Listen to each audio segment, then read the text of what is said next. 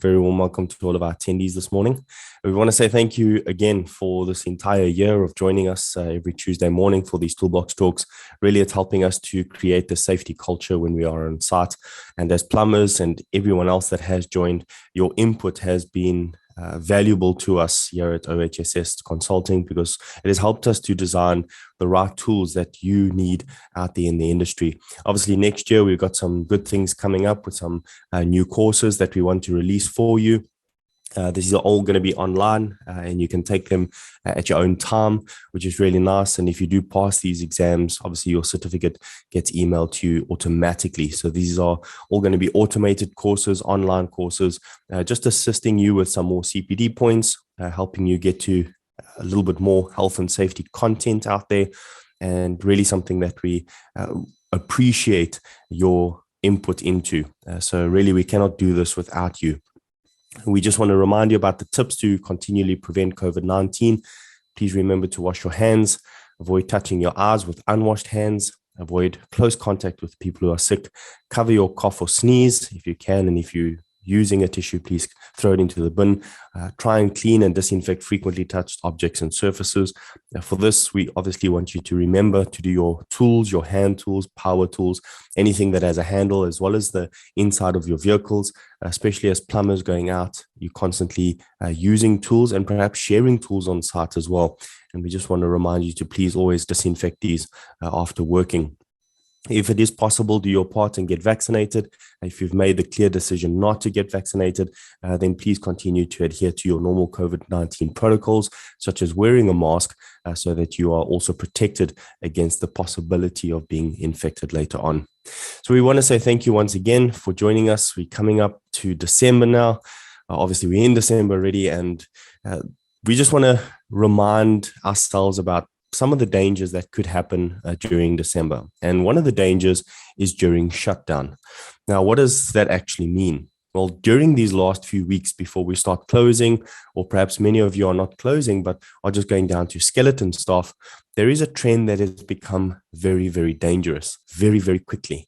And this often means that we are not taking safety into consideration. In fact, we don't even plan to assist our staff to ensure that they have good safety presence. In other words, the supervisors may take holiday, but the employees with the visual felt leadership for health and safety are no longer there. So what does this mean for the employees? Well, the employees, if they work on site, while many are away, especially if there are less safety staff, they always feel like they can now really get the job done. And don't feel like you're the only one that feels this. We've all felt it at one stage. Perhaps we're on a site, on a construction site that is, or busy doing a project, and we are being hindered, so it seems, by the safety staff. Now that they're going on holiday, or perhaps there's minimal staff on site and they cannot get around to see your tasks as often, it almost feels like you've got a breathing room to be able to get your job done. But there is a danger in this way of thinking. The reason for that is it means that throughout the whole year, we've felt that health and safety has become a hindrance to us. So these types of dangers create in us not a safety culture, but rather what it helps to achieve in us is basically taking away the feeling of safety. It creates the attitude that health and safety is not a benefit and not at all a value add to our company. So the tendency to rush and complete tasks can be overwhelming, and we do understand that. We appreciate that during this time of December, everyone wants to get their tasks done. Perhaps before you close, there's a project that needs to be finished. Perhaps you're not going to be finishing, and all you are doing is biding your time until that supervisor who is safety conscious, or that safety officer on site who is safety conscious, is no longer going to be there. Well, this kind of attitude, as we mentioned, can be detrimental, not just to your health, but also to your safety. Now, among the consequences of being in too much of a hurry are things like accidents involving yourself, or accidents even involving your co-workers. Now, why is this important? Well, Section 14 of the OSH Act states that you are responsible for your own health and safety, as well as the health and safety of those around you. So it is your responsibility to work safely, but it is also your responsibility to work in a way that is safe to others, those around you, your co-workers, your customers, your clients, or any visitors who might be affected by the work you are doing. Now, mistakes which happen when we are in a hurry could also result in unhappy customers.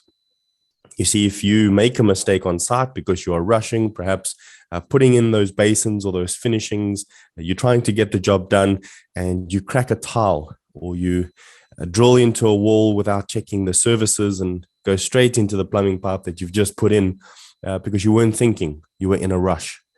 And now these mistakes obviously will cause your customer to be very unhappy. In fact, it might mean that you need to redo the task you thought was already done. These types of accidents not just cause injury to ourselves and our co-workers, but it could also result in damage or loss of the products we are installing, or perhaps damage to the property and products of our client. This again could have additional costs to ourselves. So if we think of the cost of incidents and accidents, they far outweigh the amount of trouble, the amount of grief, the amount of money cost in valuables, in downtime, in the cost of the actual plumbing or products, or even the fact that you have to pay in order to redo the job. All of that money is unnecessary cost if we had just done it the right way by taking time to ensure the right tool for the job was done, the right methodology was done, and then taking a bit of time to see that the actual job itself was done correctly. Now, this means that it has to work hand in hand with health and safety. But not only does it have short-term consequences, there are also long-term consequences of rushing during this time. These include serious injury or long-term pain. Now, we have come across a few people during December that try to get the job done quickly by overcoming certain safety protocols that have been put in place purely because the supervision is not there for safety. But not only that, the employees themselves weren't trained in the safety. In other words, employees were only led by example, but never actually taught. So yes, leading by example is a brilliant way. But when your supervisor is not there, well, then that also leaves them in a little bit of the dark, because now the supervisor who would normally see things done unsafe and try to rectify them is not on site at the moment. So the employees do what they feel is best. And this could include things like falling from heights. This could lead to fatalities. It could lead to disabilities. In fact, if we rush and do the wrong thing, the incidents and accidents that occur are 98% of the time because we have done it unsafely. It could also be costly medical bills, the possibility of a disabling injury, which could put you out of work. Now, how much would it cost us if we lost our job during this time, or perhaps lost our legs, our hands, our eyes, our hearing, all because we rushed to get a job done? So the value we put on health and safety tells us how much we actually value ourselves and those who work with us as well, because we can see that the cost of incidents and accidents are very high. So what is the cost of your life? How do you value yourself? Well, here's a few things that we should think about. Think before you do. Rushing can cause you to act impulsively. So design safety into every task so you get into the habit of working safely. Now, we just want to remind you of the safety culture that we've been speaking about in the past few Toolbox talks, specifically looking at, can I do my own safety? Yes, you can. It's putting ourselves into a safety culture, our company, our employees into a safety culture. And a culture is a habit, the things that get done in a certain way because of how we've been doing it over a long period of time, which means during the year, if you have learned certain safety habits, don't abandon them now. Work efficiently, not quickly. So if you are going to rush, it could cause you to take shortcuts. in your procedures, which are designed to prevent injuries. And if they're designed to prevent injuries and you overcome these, well, then the prevention of injuries is not going to take place. In fact, this is where incidents and accidents will occur. And then don't decide to take shortcuts. You see, don't purposely say, I will make sure that I can get this done quickly. Because when we are in a hurry, teamwork becomes the most important thing. If there's skeleton staff, we might feel that we don't have enough support. Well, that is why good planning now, before we go on holiday or before some of our employees take holiday, is vitally important. Make sure you sit down and figure out what type of tasks need to be done. Sure, you might not always know and understand what type of work will come in December. Perhaps it's going to just be odd jobs that you have to have with your clients, block drains, block toilets, burst pipes that are important. It's an emergency. You have to get it done. But you know this from last year. You know this from the year before. And if you haven't been in business that long, you know it as a general rule. What is the burst pipe and how to fix it? Should a blocked drain or a blocked toilet happen or occur at your client, they're going to request you to come out and fix that. So there's a lot of work that you can actually plan and prepare for now. The unplanned things you can still prepare for. You see, an unplanned thing you can prepare for by getting in the habit of safety, so that when something unplanned happens, your immediate habit, your immediate reaction is that of safety first, and then safety during, and then finishing safely, so that you are more efficient and not just rushed. Then rushing can also cause you to try to do too much. Now, when we're lifting something, because we're rushing, we might not get help. We might not even do pre-task warm-ups or stretching. You think to yourself, well, I don't even do that now. Well, maybe we should start doing that. Get into the habit of doing that. You see, any physical strenuous work requires us to ensure that we warm up our bodies. Now, I know that we're not vehicles, and in the olden days, my father had a vehicle that if he didn't warm up, it wouldn't drive very far. And so before any of us went out, he would have to go out early in the morning and start it and leave it idling until it would warm up. And this is very much how our bodies are. We need to warm up. And some of us say, well, I'll warm up with a good cup of coffee. But stretching is vitally important, especially if you're going to lift heavy loads. And that is in order to ensure that your muscles are not put under too much strain and stress so that they damage while doing a specific task. See, none of us want to rush now before we take our holiday and then get so hurt or injured that we cannot enjoy our holiday. So workers injured while rushing to get a task completed often decide to use the wrong tool for the job. You see, it takes too much time to go and get the right tool compared to just using the one that we have at the moment, the wrong tool for the job. Now, if somebody is using something you need, we need to wait until it's available, or take the time to stop and get what you need. Time pressure injuries are also the result of a worker who took a chance by doing something he or she knows is not safe. In other words, they actively do something that is not safe to do. Rushing the job or even to get to a job or home can cause you to drive aggressively. Now, I'm no stranger to this. It has happened to me in the past, and I have to constantly work on making sure that I don't rush, especially because I might have overbooked myself. I took on too much work, and now I'm rushing to get something done, but it meant I forgot to do something else of priority. And then I need to get from one place to the next. And that's why next week, we're actually going to be discussing road rage during the holidays, because this is a very, very big thing, especially here in South Africa. In fact, it's big all over the world, but specifically here in our bigger cities, because these are where our clients are. And when we start rushing through traffic jams, or trying to be first in front of everyone else, and we might say, well, that's everyone else, right? It's all these other drivers of specific make of vehicles. Those are the ones that do that. But do we often find ourselves doing the same thing?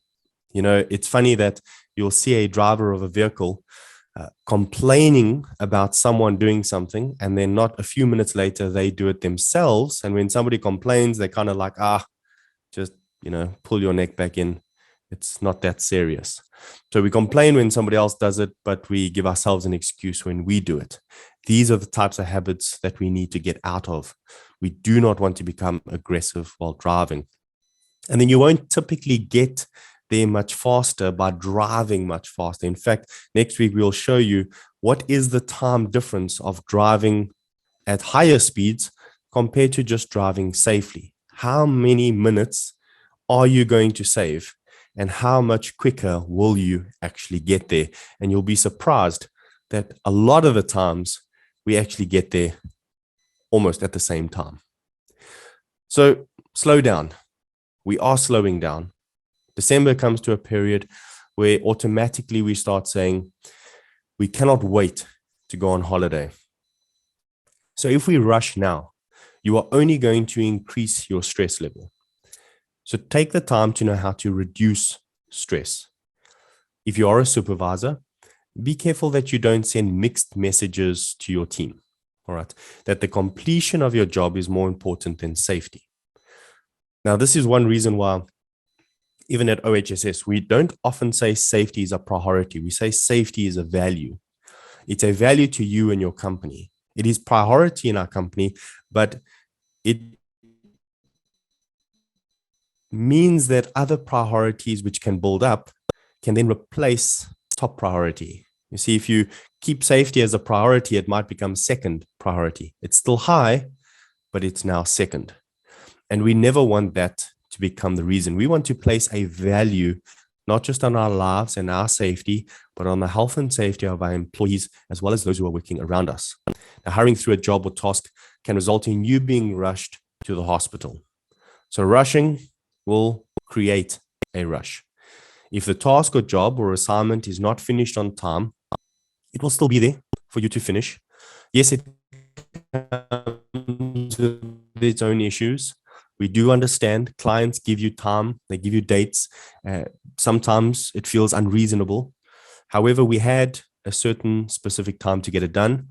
If we delayed, this does not mean we should rush. We still need to ensure that all safety protocols are in place.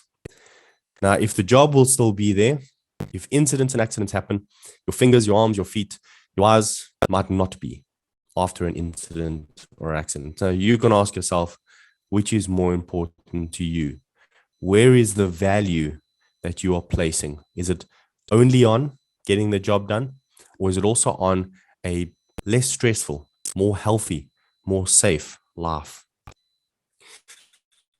So here's a few do's and don'ts when it comes to rush. We go away as possible. Think about the consequences of hurrying. Do your own research. Go on and actually type in dangers of rushing while working. You'll get different types of toolbox talks that come up. You'll get some suggestions. You might get psychological suggestions. You might get psychosocial suggestions. You might get health and safety suggestions. All of these show that there is a very big importance on creating a habit of not performing jobs too quickly. Then also remind your employees that before you go away, if you do have skeleton staff, rushing can result in serious injury to you and your co-workers. Always take the time to put on safety equipment, and then use the right tool and follow safety instructions. You need to do that is needed is obviously also very important. Although it's the last line of defense, it is a mandatory line of defense. So it may take a few extra minutes to put on your safety glasses, your hard hat, to other safety equipment, but it can save you from serious injury down the line for the job. If you don't have the right tool, take the time, get the right tool, get the job done correctly. We never want to rush it using the of injury, but also the possibility of damage to the tool that we are using or the equipment we are using it on.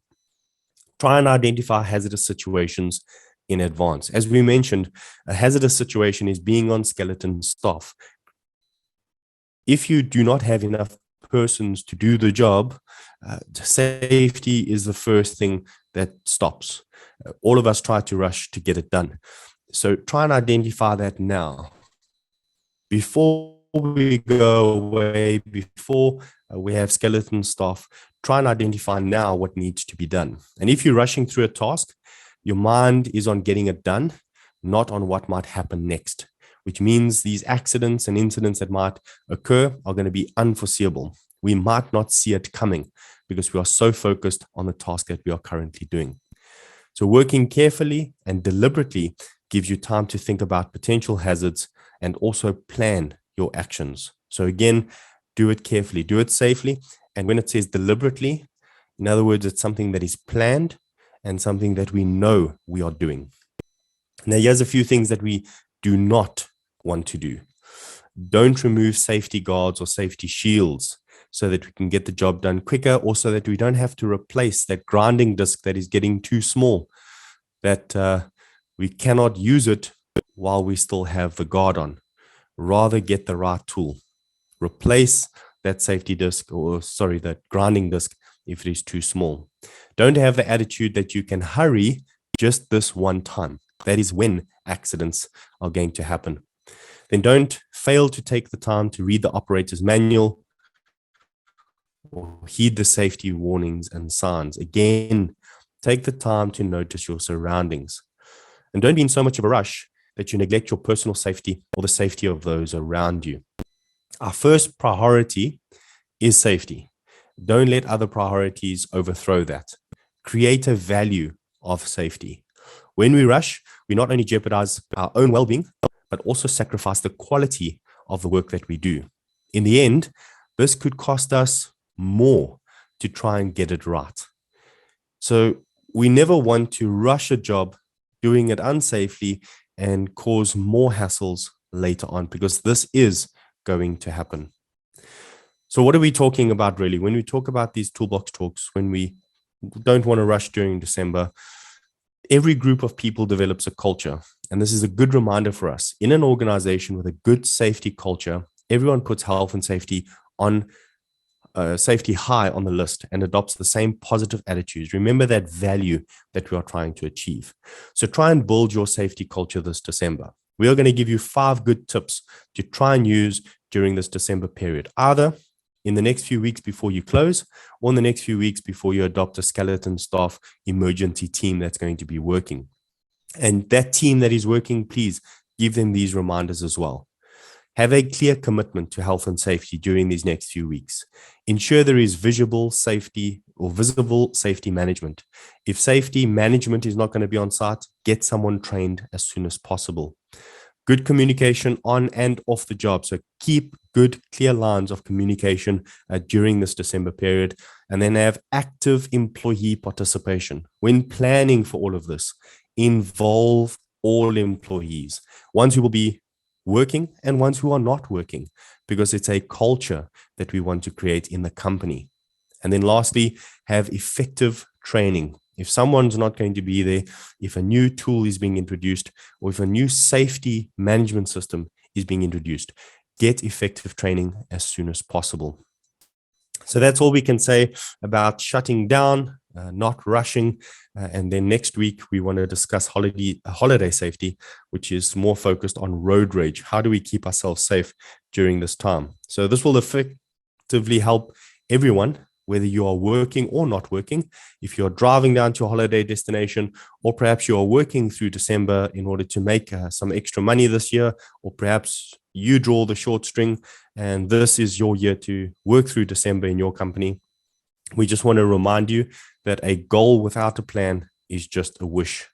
We want you to have a goal and we want you to achieve it. So next week, please tune into this one. I think it's going to be the final one for this year. I don't know if we're going to have one on the 21st. So Can I Do My Own Safety Part 3 will then be moved to January 2022. So thank you very much. Just as a good reminder, if you haven't done a COVID compliance officer, COVID awareness, or even the vaccination awareness courses, please reach out to us on 071-875-2070. Don't forget the Man in the Van Education Through a Conversation podcast happening every Monday at 8 a.m. And then finally, those 6 tips to prevent COVID-19, especially if we are going to be going on holiday. So we thank you once again for joining us this morning, and we're going to hand it over back to you, Byron. I think it was a very educational session. Thank you very much and have a blessed week.